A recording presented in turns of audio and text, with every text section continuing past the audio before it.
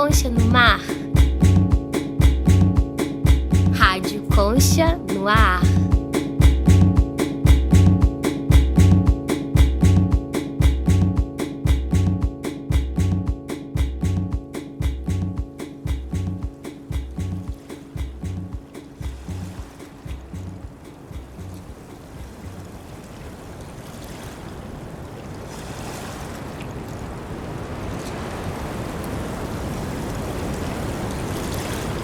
Conhecimento, Divinal, filosofias, crenças, a unidade, rezar, linguagem, divinatória,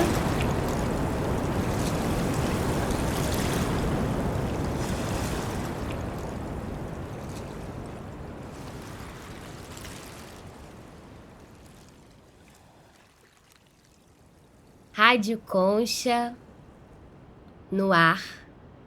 Rádio Concha no mar, conversas sobre dança e filosofia.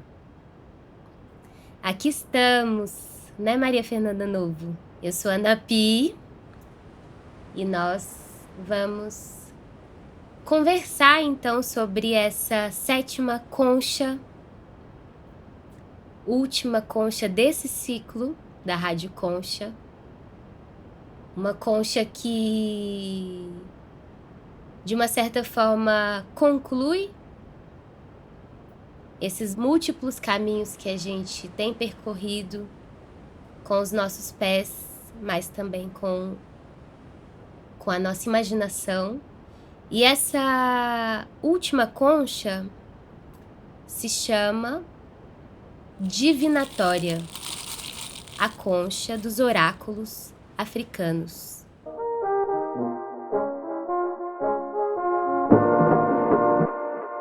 Esse nome já dá pano para manga do pensar. Para começar a conversa, eu queria que a gente se lembrasse que nem tudo está escrito. E é o caso de muitas cosmovisões, filosofias religiosas, compreensões de mundo, né? Alguns povos estruturaram através da escrita e, de fato, criaram um tipo de manual a ser repetido, embora as pessoas que escreveram não soubessem de fato o que seria o futuro, e as pessoas que no futuro leem essas histórias de um passado ou de um presente específico, né, vão interpretando.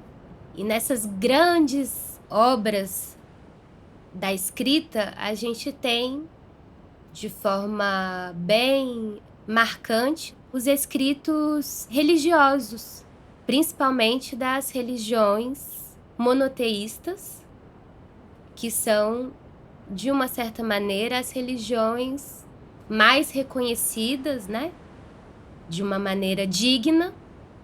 E a escrita participou desse processo de desenvolvimento da legitimidade, né, dessas espiritualidades monoteístas, mas que hoje, aqui nessa Rádio Concha, a gente lembra que não são as únicas.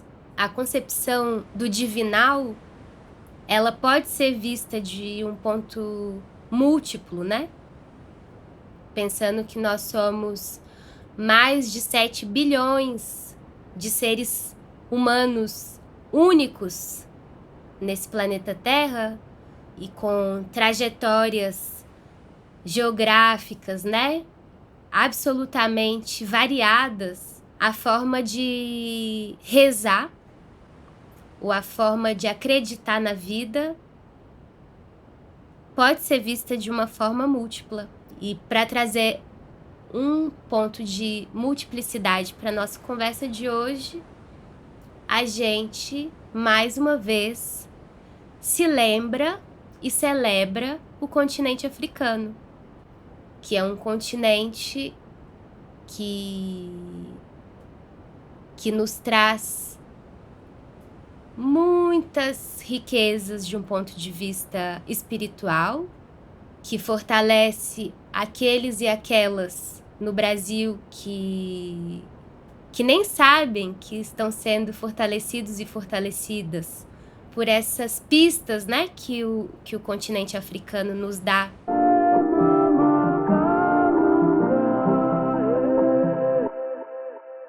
De forma espiritual, mas nos nossos cotidianos, né? Na comida, nas cores, nos cheiros, nas crenças. Então a gente tá se lembrando que nem tudo tá escrito, que sobre África nem tudo tá escrito também. E a gente traz uma última palavra para esse título que nomeia a conversa de hoje, que é divinatória. A concha divinatória. Então, essa palavra, o que vem na nossa cabeça, né? Quando a gente pensa em adivinhar?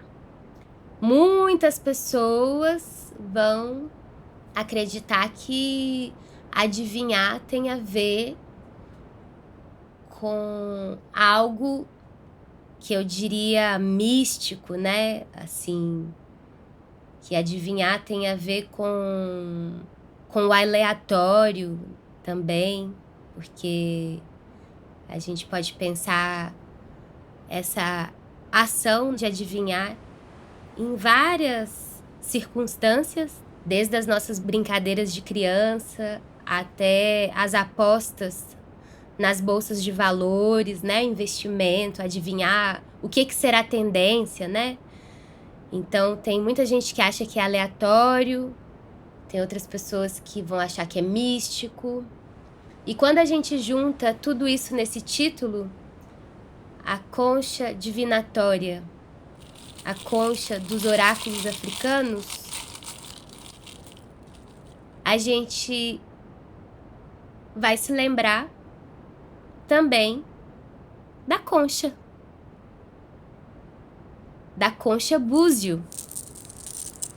Concha búzio. A concha búzio tá aí, né? O búzio está aí. E o búzio, a gente, algumas conchas atrás, nos lembrou que ele já se chamou Nzimbo, uma concha moeda. E o búzio é um símbolo forte de enaltecimento, de empoderamento das pessoas que que tem uma relação serena, né, em relação a seu pertencimento africano, né? Então o búzio, ele tem essa força de nos fazer lembrar de África, não necessariamente de um texto ou de um livro, mas de uma filosofia, um jeito de ser, vários jeitos de ser, um jeito de dançar, vários jeitos de dançar. O búzio, ele tem essa capacidade de, ao apontar um jeito de cair, quando a gente está de fato no jogo de búzios, tem a possibilidade de abrir muitas perspectivas, né? Várias perspectivas que nós, no caso, e também falo por mim, né? Eu, Ana, observo e respeito, porque falar de fato da relação de compreensão absoluta do jogo dos búzios, desse oráculo, diz respeito a pessoas que nós vamos chamar de pais de santo e mães de santo. E isso, assim, a chegada dessa concha não podia ser de outra forma, eu acho, Mafê.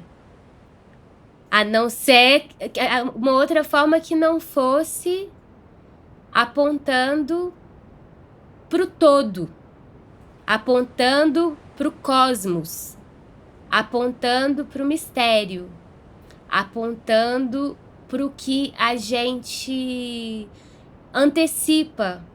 É isso, muito bom você trazer essa perspectiva da totalidade, da integralidade, da complexidade que carrega isso que a gente chama de filosofias religiosas. E aí, o que para mim é adivinhar? O que está por trás, assim, desse gesto que tem tanta sabedoria, né? Que é uma sabedoria, como você falou, que não é escrita no regime de signos e linguagem que o Ocidente prioriza, mas é escrita no outro regime de signos e linguagem. E aí isso remete para mim à comunicação. Então, esse conhecimento dessas filosofias, que carregam essas filosofias, eles inauguram de fato, assim, né? E sobretudo quando eu gosto muito de pensar também nessa passagem de África para o continente americano.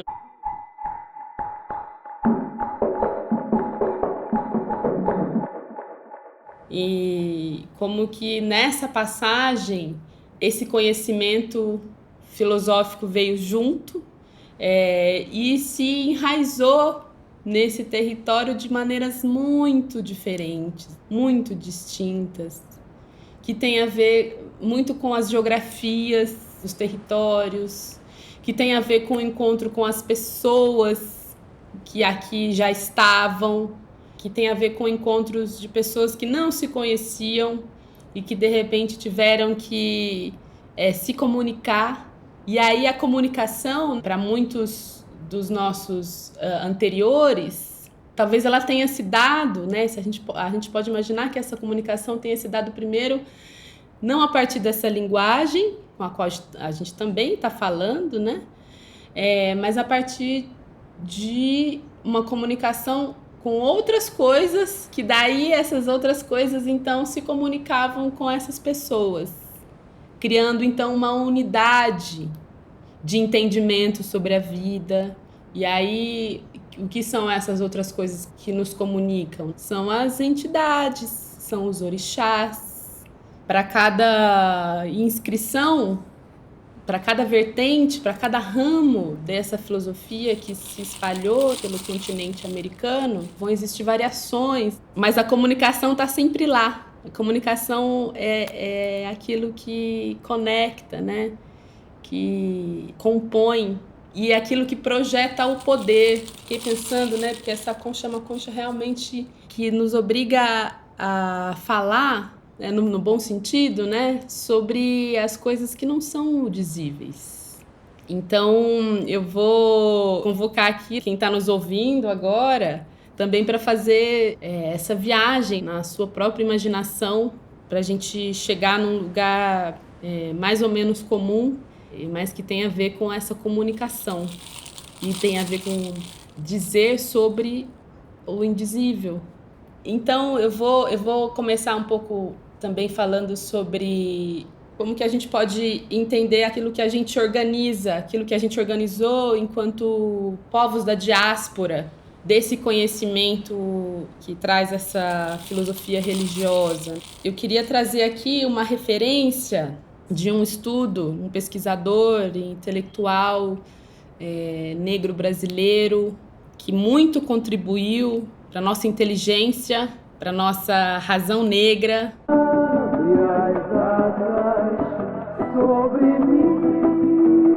Para a nossa existência como afro-latino-americanas. E esse pesquisador é o Ney Lopes, né?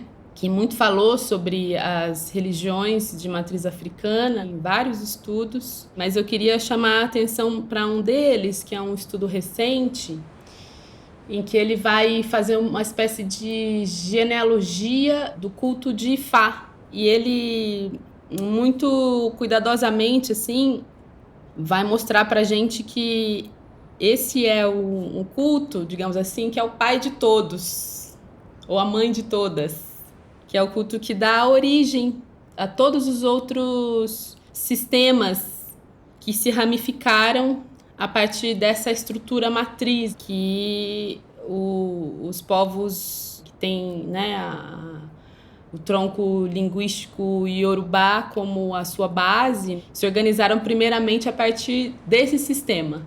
E esse sistema chega nas Américas e aí ele tem, né, as variações em diversos lugares. E o Ney Lopes vai mostrar que é em Cuba que o culto a Ifá, né, que lá se chama Ifá Lucumi, ele guarda ainda hoje a raiz assim muito próxima do que acontecia e do que acontece ainda hoje na África, especialmente onde hoje é a região da Nigéria.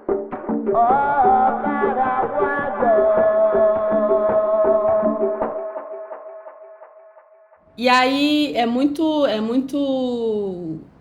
interessante, né, ler e pesquisar esse trabalho do Ney Lopes, porque ele vai dando pistas assim pra gente que, de fato, ele constrói uma narrativa sobre essa filosofia religiosa que sai da descrição antropológica, que é algo muito difundido aqui entre nós, né? Quando você vai falar de como é que sistematiza, então, as religiões de matriz africana? Aí você vai lá procurar estudos e etc.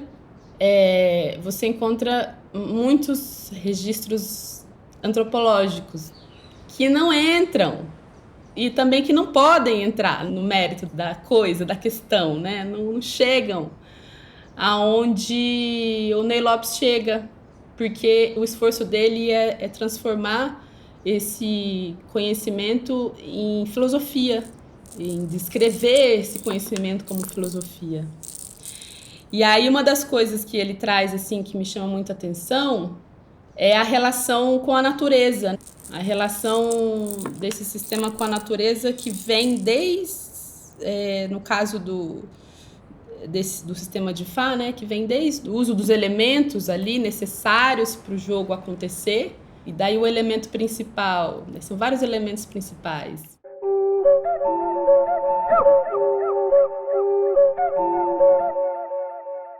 O búzios, ele não aparece, né, como um elemento principal, mas vai aparecer um caroço de dendezeiro, que é um elemento muito próximo, assim, só que carrega todos os mistérios.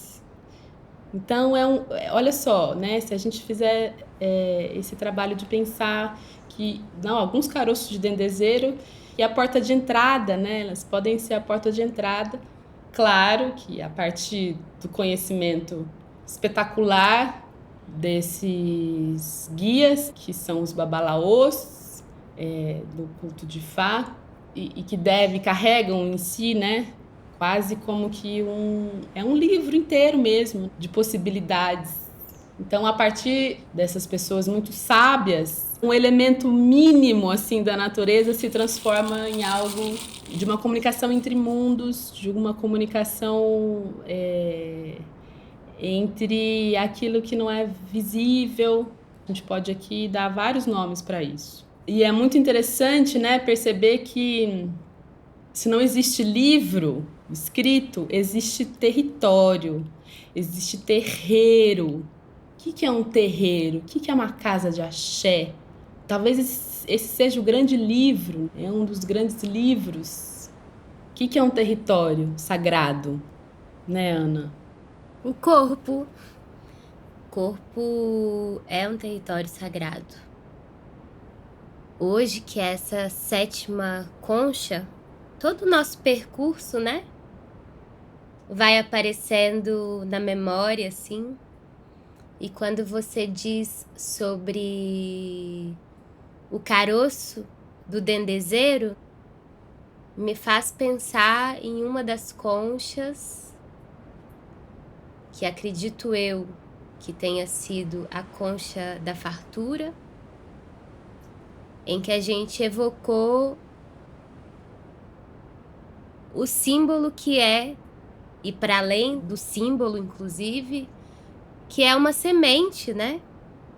E eu fico pensando que todo o corpo é uma semente? Então, ao mesmo tempo que a gente pode pensar de novo, né? E lembrando a nossa concha anterior, que foi a concha atlântica, né? Em que a gente, de fato, olhou para a imensidão desse oceano, a gente pôde imaginar a distância, né, percorrida. Ao mesmo tempo, eu penso que foi uma distância percorrida por sementes, sabe? Por sementes de vida que carregam em si muita memória, muita história. E aí, nesse lugar de fato, né? Quando a gente pensa numa semente, se a gente pensar uma semente de uma árvore frondosa, assim, bem imponente, né? Impressionante pelo tamanho, algum dia aquela árvore foi uma semente? E dentro da semente coube a árvore inteira? De uma certa maneira, as informações dessa árvore inteira? E eu acredito que quando essas pessoas africanas chegam nesse outro lugar, né? De muita... Assim, eu fico pensando, né? Quando depois de uma viagem desumanizadora acontece que você chega em terra firme, sabe? As milhares de constatações que podem atravessar o corpo. É um exercício de ficção aqui. E ao mesmo tempo, eu acredito que em mim existe essa informação do que foi e que, sabe assim, quase como se eu fosse, você fosse uma semente de dendezeiro e que somos muitos e muitas também, assim. Tudo isso para dizer que a dimensão do sagrado, né? Ela parece longe de nós, principalmente por conta desse processo, infelizmente, em curso chamado racismo, né? Que num dado momento disse que nós, pessoas negras, não tínhamos alma, assim como as pessoas indígenas. E na verdade, quando a gente reconhece o divinal que existe em nós, sabe? Eu acredito que aí algo se estabelece em relação ao próprio, por exemplo, o jogo de Fá, ou os jogos de búzio mais populares no candomblé brasileiro, né?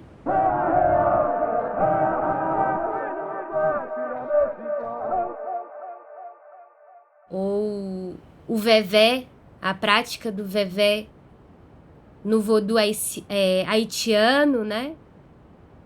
E esse reconhecimento do divinal na pessoa negra é algo radical. Reconhecer que há dentro de uma linha temporal relativamente recente, poder transformar tantos processos de opressão em cura e cura para todos e todas, tem algo de divinatório, né?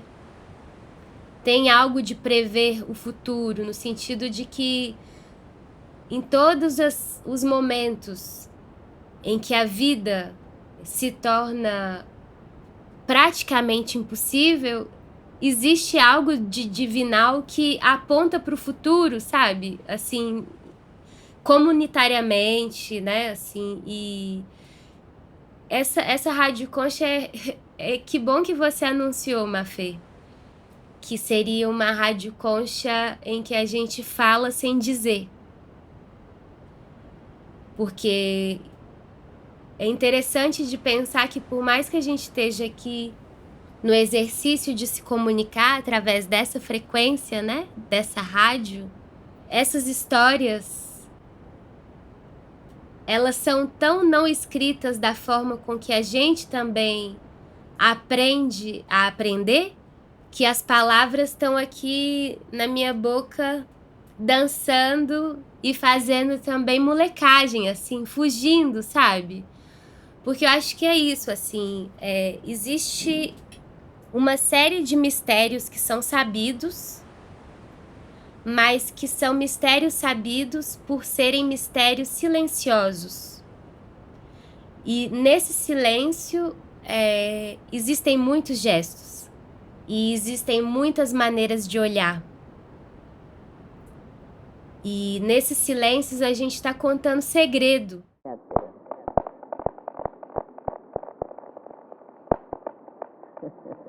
É ela. Olha. Como é que a gente avisa para quem precisa saber do segredo que a gente está contando o segredo? Então tem toda uma coisa sobre os gestos do segredo, né? E quando a gente tá nessa concha aqui divinatória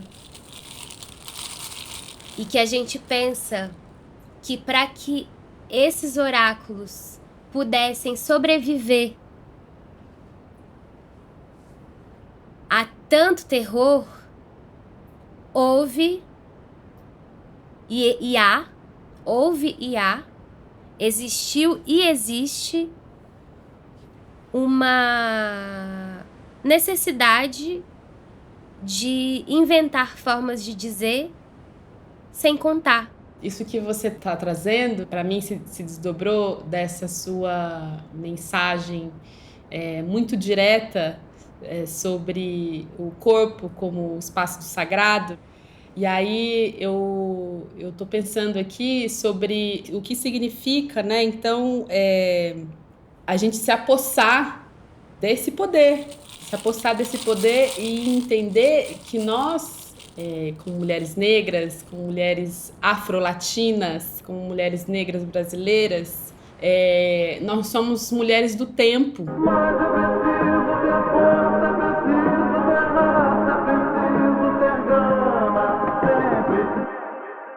Porque, né, a gente tem um pouco na nossa cultura aí, nos confrontos, nossos conflitos raciais. O que é a mulher do tempo? Numa palavra, assim, pra gente, numa imagem geral. A mulher do tempo é a mulher que anuncia, né, a meteorologia nos jornais midiáticos e etc.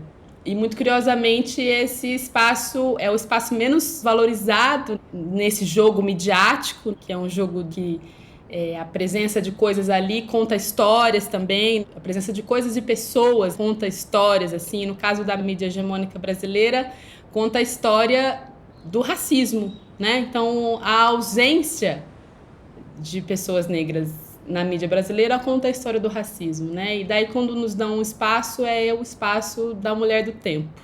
Acontece que a gente pode usar essa imagem, que essa cultura racista, a partir da qual ela nos desqualifica, para pensar que somos as mulheres do tempo, mas nós somos as mulheres do tempo histórico, do tempo que se constitui a partir das tramas que nos trouxeram até aqui. E nós somos as mulheres do tempo, de um tempo, então, do sagrado, que anuncia um sagrado. E que está em comunicação. Aí vou voltar de novo para essa palavra assim, que eu acho bem importante aqui. Então, os nossos corpos comunicam. É por isso que a nossa presença incomoda. Nem vem que não tem. Pra vir a cinza, minha brasa demora. É por isso que a nossa presença em certos lugares incomoda, em outros lugares é enaltecida. Quando estamos entre nós, a nossa presença é uma celebração. Só a nossa presença, o fato da gente estar no mesmo lugar, é uma celebração. Então, é o nosso corpo que carrega isso. Então, o nosso corpo é isso que nos liberta desses sistemas e emaranhados de opressões, que vai do racismo estrutural ao nanorracismo. Então, o nosso corpo nos liberta disso e, ao mesmo tempo, o nosso corpo nos protege. porque Ele que guarda os nossos segredos. Eu quero voar, escrever o meu enredo. Liberdade é não ter medo.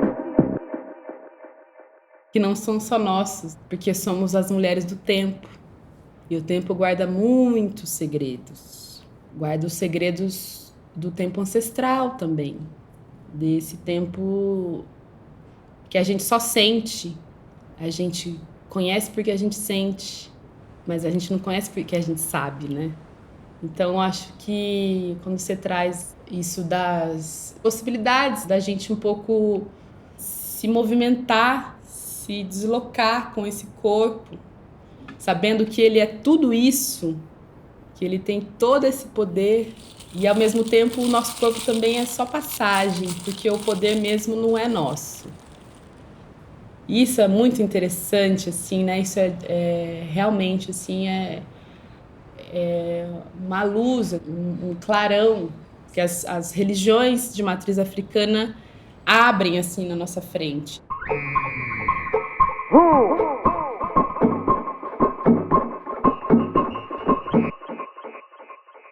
É como se esse sistema de mundo, eu gosto de falar nesses termos também, né?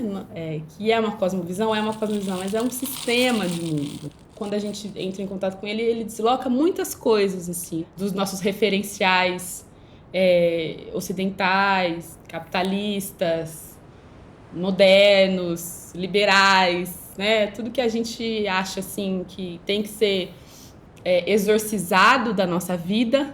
E aí, de repente, quando a gente lida com esse outro sistema de mundo, a gente desloca várias coisas e uma delas é o poder.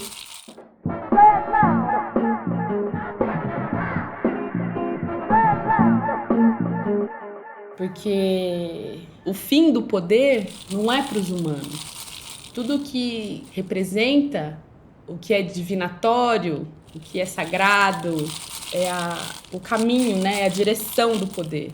Então, o poder são dos orixás, o poder é da natureza. A gente literalmente é só passagem.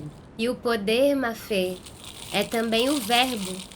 E quando a gente, através dessa filosofia religiosa chamada candomblé, e aqui eu trago a lembrança rapidamente de que a gente vai, né, chamar essas divindades de inquices e celebrá-las, essas forças da natureza, a gente fala do poder como um verbo. E falar do poder como um verbo é se dar a si próprio a autorização de. Eu posso, você pode, nós podemos. Eles, elas também podem. E essa questão do verbo poder, visto dessa perspectiva da autorização de si, através de uma guiança que é ancestral e que é rica e que percebe a vida no planeta e para além do planeta, né? De uma outra maneira, com outras pautas, com outras agendas, com outros desejos, né?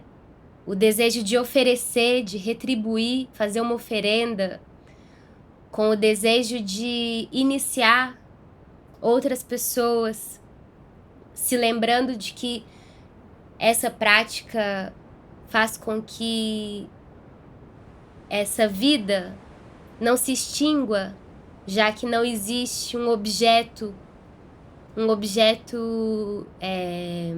inanimado que carrega, né, o conhecimento. Então são as pessoas que vão concordando, recebendo chamados para poderem de fato serem responsáveis, né, pela continuidade desse saber, que é um saber holístico, é um saber que está no paladar, é um sabor, é um saber que está no olfato, com muitos cheiros, é um saber que está no olhar, com muitas cores, é um saber que está no ouvido, com muitas palavras e com muitos toques, e com palma de mão, e com o galo que canta, é o pé no chão, é a água bem fresquinha que você bebe quando você chega, é a bênção que você pede. Tudo isso é o poder.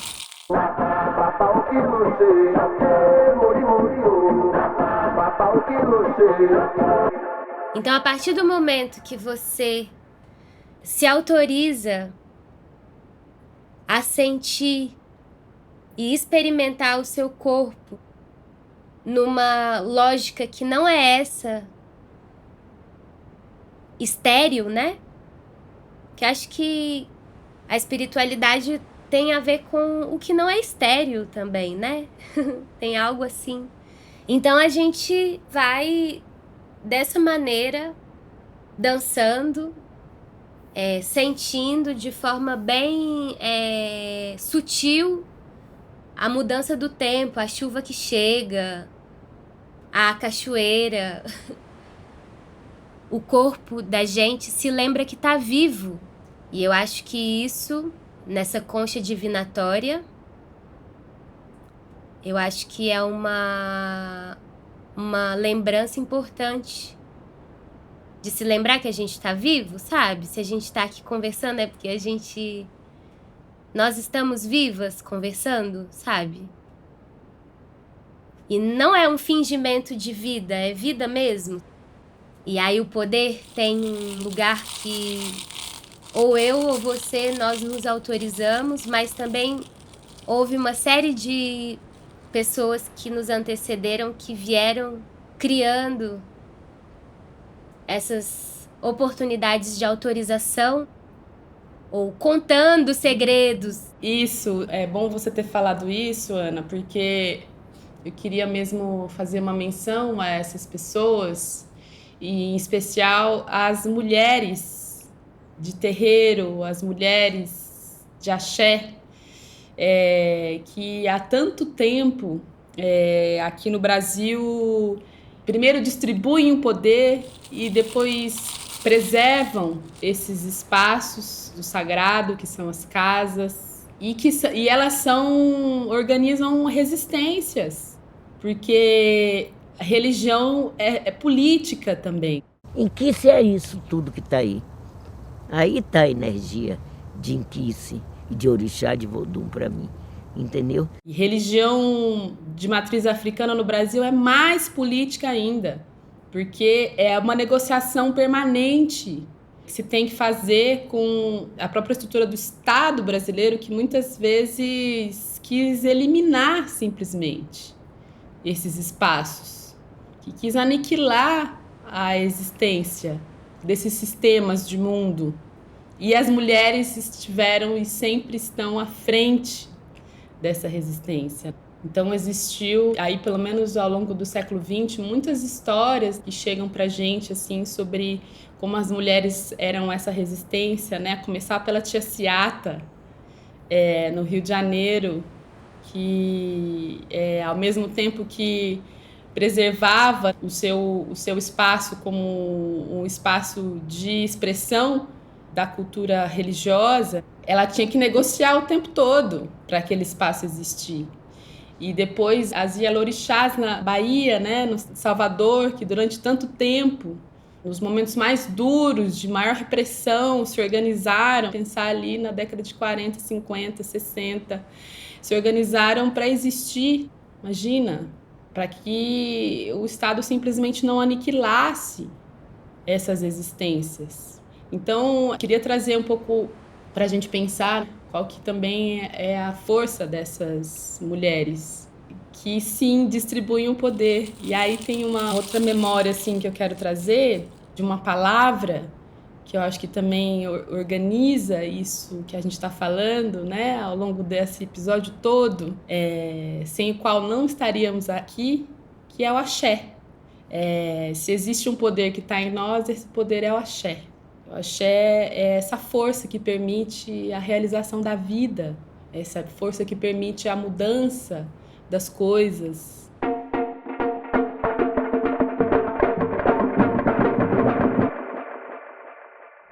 Essa força que permite a combinação. Então, acho que a gente pode ir se despedindo da Rádio Concha, nesse 7º episódio. Vou deixar um pouco a Ana falar também, porque esse é o momento final, assim, a gente pode usar esse momento para a gente se conectar com quem está nos ouvindo, né? Mas para a gente foi muito especial estar aqui com vocês. E quem nos ouviu até agora, e receba, então, o axé, para que a gente continue nas nossas caminhadas e que a gente consiga carregar, né, as possibilidades de criar a vida que a gente gostaria de criar. Que assim seja, é uma das traduções. Que assim seja. Axé, aueto, nessa entra até amém. Assim, que assim seja, traz pra gente a confiança, né, Mafê? E confiar no nosso poder é muito bom. Tem coisas que se a gente não confiar, a gente não realiza. Eu tenho certeza que se essas mulheres mais antigas não confiassem muito na vida, não tinha terreiro que ia ficar de pé. Não ia ter cabeça de gente, né, que ia poder ser organizada, né, graças aos cuidados. Eu queria, antes da gente se despedir, lembrar de uma outra função dentro do candomblé. São muitas e, evidentemente, né, todas elas são fundamentais, intrínsecas mesmo, né? Elas são relacionadas. Não existe uma pessoa sem a outra, uma pessoa sem a folha sem o galo, enfim, o galo sem o tambor sem a chuva, enfim, é tudo relacionado mesmo. Agora a gente muitas das vezes vai falar sobre as pessoas iniciadas, a gente vai falar sobre as pessoas que têm esse lugar de autoridade máxima, né? No caso, as Yalorixás, os Babalaôs, né? As Mametos, os Tatas. E eu imagino que haja ainda muitas outros títulos em variantes que eu desconheço por enquanto, ou que não sou a pessoa que deve falar, mas existe uma função que é a função da macota, que no candomblé, em que a gente ouve com mais facilidade as sonoridades, é a figura da Ekede. São essas mulheres que cuidam enquanto uma bênção está sendo contemplada, enquanto uma bênção está sendo celebrada em tempo real numa festa. Sempre há uma figura ou várias figuras de mulheres que estão ali cuidando para que tudo corra bem. E eu acho que esse axé, esse aueto, esse assim seja, tem a ver também com o cuidado que a gente, nessas antecipações, nesses sonhos que a gente está aqui plantando em forma de semente para quem vai nos ouvir daqui a muitos anos, ou daqui a pouquinho, ou a alegria das pessoas que nos antecederam ao sorrir da natureza pelo fato da gente estar dando continuidade, né, a um trabalho. Esse trabalho tem a ver com cuidar da gente, cuidar da nossa cabeça, cuidar do nosso corpo, dizer eu posso se expandindo, né? São vários movimentos, um movimento para terminar, que acho que é bom também terminar a Rádio Concha imaginando um movimento. Esse movimento é o movimento da autorização. Como que é esse movimento da autorização? A gente começa respirando, né? Inspirando profundamente, expirando calmamente. E no ritmo em que cada um aqui está escutando a sua própria respiração, a gente vai pensar nos nossos ombros. Nossos ombros que vão se lembrar que já carregaram muitas coisas pesadas, metaforicamente, mas também realmente. E esse gesto é um gesto que a gente vai pensar num círculo, como se de um lado e de outro a gente tivesse que desenhar com os nossos ombros um pequeno círculo, começando da frente do nosso corpo até atrás, passando por baixo, chegando na frente, subindo e circulando. E esse gesto, se a gente coloca um ritmo, a gente está rezando, a gente está adivinhando que se autorizar é possível. Então, axé, aueto, Rádio Concha, até breve.